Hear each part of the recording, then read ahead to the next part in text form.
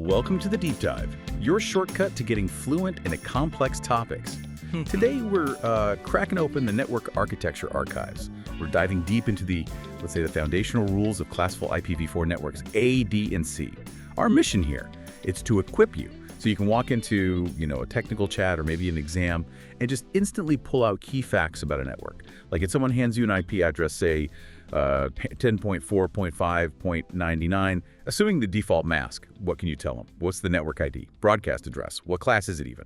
So we're going to boil down the essentials and give you a really clear 6-step process to figure out those boundary addresses like that. Yeah, this is absolutely necessary background for anyone getting into networking, but it's really important to set the stage first. Because the way addresses get handed out today is completely different from when classes A, B, and C were originally designed. Right.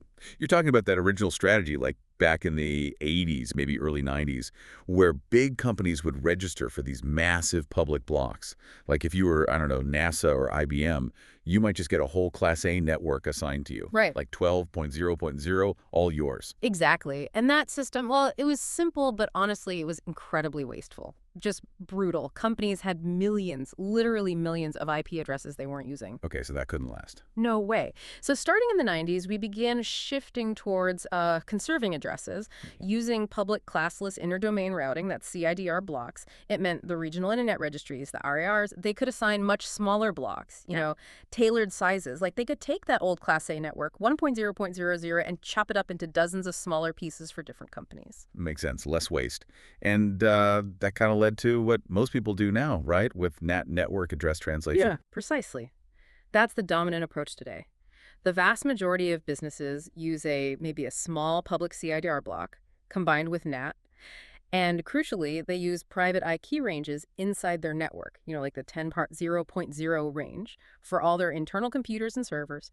NAT handles the translation to the public internet. Okay, so if we've mostly moved away from assigning these big public Class A, B, C networks rigidly, why are we spending time on this? Why is the math still like the essential starting point? Well, it's because even when a company uses, say, that private 10.0.0.0 range today, they're basically treating it internally as if it were one giant Class A network. All the rules we're about to cover, how you figure out network boundaries, host ranges, they still apply perfectly within those private ranges. You can't understand modern subnetting without mastering this classful structure first. The math is kind of non-negotiable. Got it. Okay, so let's break down that math, starting with the core concept. How do you even identify these classes? We're focusing on A, B, and C, the ones for single hosts. Right.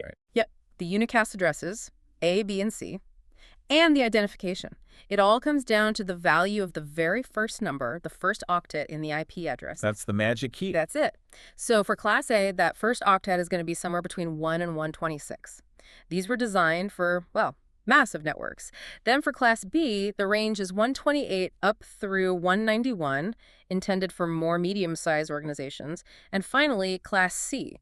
That starts at 192 and goes up to 223. Those were meant for the smallest networks. Okay, 1 to 126, 128 to 191, 192 to 223. The scale difference you mentioned, though, between these, that's where it gets wild. It really shows why we, ran into IPv4 address exhaustion. It's dramatic, yeah. Let's look at Class A. Publicly, these are super rare now because only 126 of these networks ever existed, like 1.0.0.0.0 up to 126.0.0. Wait, only 126 networks for the entire world initially. Wow, that really puts the shortage in perspective. Yeah. But each one must be huge. Gargantuan. The structure tells the story. It's just one octet, only 8 bits for the network part. The other 3 octets, 24 bits, are all for hosts. 24 host bits, that's got it. It translates to over 16.7 million usable host addresses per network. Massive. Okay. And the default mask you mentioned for Class A is 2525.0.0.0.0. How does that mask connect to the scale? Right, so that mask, 255.0.0.0, it tells any router looking at an address which bits define the network and which define the host. Think binary. 255 is 8 ones. 111, 11, 11, 11. So that first 255 means the first 8 bits of the IP address. They're locked in. That's the network ID part. The 3 zeros in the mask correspond to the remaining 24 bits. Those are the bits you can change to create all those millions of unique host addresses. Seeing it in binary makes the mask's job much clearer. Okay, so contrast that with Class C. Class C flips that structure completely. It uses 3 octets, 24 bits, just for the network part. So way more potential networks available. Millions of them, yeah. But the trade-off is the host space. You've only got one octet left, just 8 bits for hosts. 8 bits, so that's what, 2 to the 8th, 256 possibilities? Right, but remember we reserved 2, so Class C networks only have 254 usable host addresses, tiny compared to Class A. And the default mask shows this, 255.255.255.0, 3 network octets locked, 1 host octet open. And Class B is the middle ground, balanced. 2 network octets, 2 host octets, 16 bits each. Perfect balance, which gives you 16,384 possible networks. And each of those can support, 216 minus 2. That's 65,534 hosts. Okay, that calculation you keep mentioning, 2 to the power of h minus 2, h being the number of host bits, why always minus 2? Where do those 2 addresses go? Good question. They're reserved in every single network. Doesn't matter if it's Class A, B, C, or even a subnet later on. You can't assign them to a regular device like a computer or printer. So you calculate the total possible unique values with h host bits, that's 2h, and you just subtract 2. What are they reserved for? Okay, think of it like reserving the very first seat on a bus, that's the network ID. It's numerically the lowest address in the range, and it just identifies the network itself. And then you reserve the very last seat on the bus. That's the network broadcast address, numerically the highest. It's special because sending a packet to that address sends it to every single host on that network simultaneously. Okay. So the network ID is like the street name, and the broadcast address is like shouting down the whole street.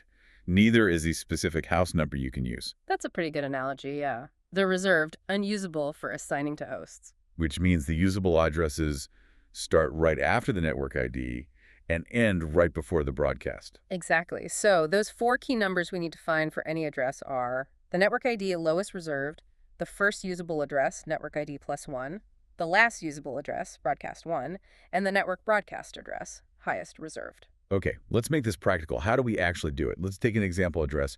How about 172.1c.8.9? Walk us through finding those 4 numbers, the 6 steps. All right, let's break it down for 172.16.8.9 methodically. Step 1, figure out the class.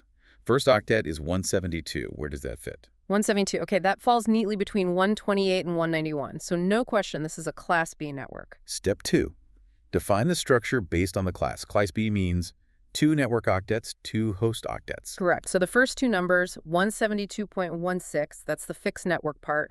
The last 2, 8.9, that's the variable host part for this specific address. Step 3, find the network ID, that's the lowest address. So I take the host part, the last 2 octets, and just change them to 0. That's the rule. Identify the host octets, 0 them out. So 172.16.8.9 becomes 172.16.16.0. That's the network ID. Perfect. That's the street name. Step 4, find the first usable address. This should be easy. Just add 1 to the network ID, specifically the last octet. Yep, increment the very last octet of the network ID by 1. So 172.16.0.0 becomes 172.16.0.1. That's the first actual address we could give to a device. Exactly, that's the first house number. Now we jump to the other end of the range. Step 5, find the broadcast address. This is the highest possible number in the network. So I take the host part again, the last 2 octets for Class B, and set them to their maximum value, which is 255. Right.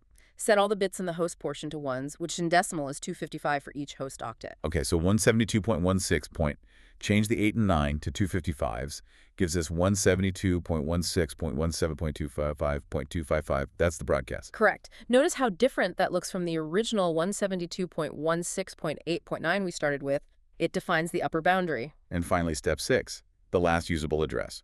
Just like we added 1 to the network ID, we subtract 1 from the broadcast address. Again, just the last octet. Precisely. Decrement the last octet of the broadcast address by 1. So 172.16.255 minus 1 in the last octet is 172.16.255.254. And there you have it. You've derived all 4 key addresses for that Class B network. Once you know the class and its structure, which octets are network, which are hosts finding these boundaries, just involves using 0s for the ID and 255s for the broadcast and the host parts. And just to check, if we had a Class A address like 10.1-7.112.21, the process is the same, but the structure is different. Exactly the same process, different structure. For 10.1.21.82.21, only the first octet, 10 is the network part. Right. So the last 3 octets are the host part. Yep. So the network ID would be 10.8.2.0.0.00 out the last 3.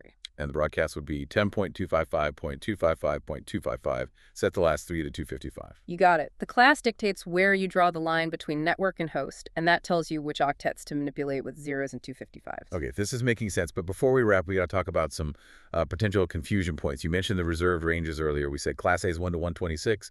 What happened to 127? It's right between A and B. Did it just vanish? Oh, well, it didn't vanish. It got a very important special job. The entire block, starting with 127, that's the 127.0.08 range, is reserved for loopback. Loopback. Yeah, you've probably seen 127.0.1, right?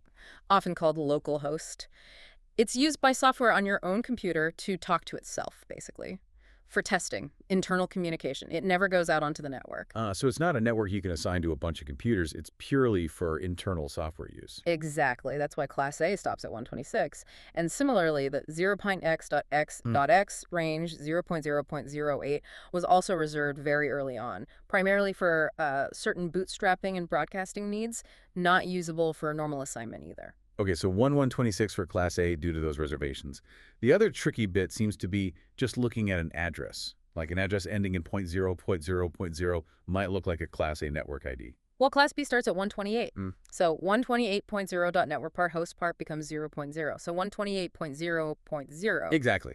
128.0.0.0. It looks just like a Class A network ID visually, with those 3 zeros at the end. But it's not, because the first octet is 128, which defines it as Class B. You have to trust that first octet rule above everything else. That determines the NH split network host. Same thing at the high end. The last Class B broadcast address is 191.255.255.255. Again, looks like it could be part of something bigger, maybe, but 191 locks it into Class B rules. Okay. Yeah. Trust the first octet. Got it. So this has been a really solid breakdown. We've covered identifying the class by that first number, the huge difference in scale between A, B, and C, which drove the address shortage, and then those 6 steps to find the network ID, first usable, last usable, and broadcast address. Right. And the goal for you listening is really twofold now.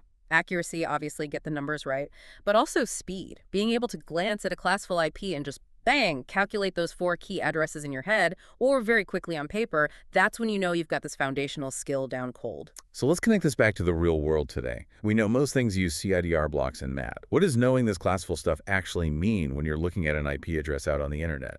Well, here's the interesting part. You can take any IP address, say 17.1.1.1, and apply the classful rules we just discussed. First octet is 17, so you'd say, okay, that's Class A, network ID 17.0.0, broadcast 17.255.255.255. But just looking at 17.1.1.1, you have no way of knowing if that address is still part of that original huge Class A block, 17.0.08 assigned decades ago. Or if the company that owns 17.0.08 maybe broke it up and is only using a tiny piece of it, a modern CIDR block, for that specific address. Precisely. The classful math tells you the potential historical structure, but not the current public assignment reality just by looking at the IP alone. Okay, so that leads to the final provocative thought then. If the classful rules give you the theoretical boundaries, but maybe not the real-world assigned block size for a public IP, how do you find out the actual size? How do you bridge that gap? Now you have to step outside the pure math. You need external information. You have to check the public internet registration records. This is where tools like the WHOAS lookup services come in. You'd use something like Aaron's TOILA search page, type in that IP address like 17.1.1.1, and the record that comes back will tell you the actual block that address belongs to, as registered by the organization that owns it. It might say 17.0.08, confirming the original Class A assignment is still relevant, or it might show a much smaller CIDR block, like 17.1.016 or something even smaller. So the classful math is essential for understanding structure and subnetting, especially in private networks. But for public IPs, you need that WHOAS lookup to confirm the real-world registration boundary. Exactly. It adds that critical layer of operational context. It's the difference between, doing the textbook exercise and actually managing a live network.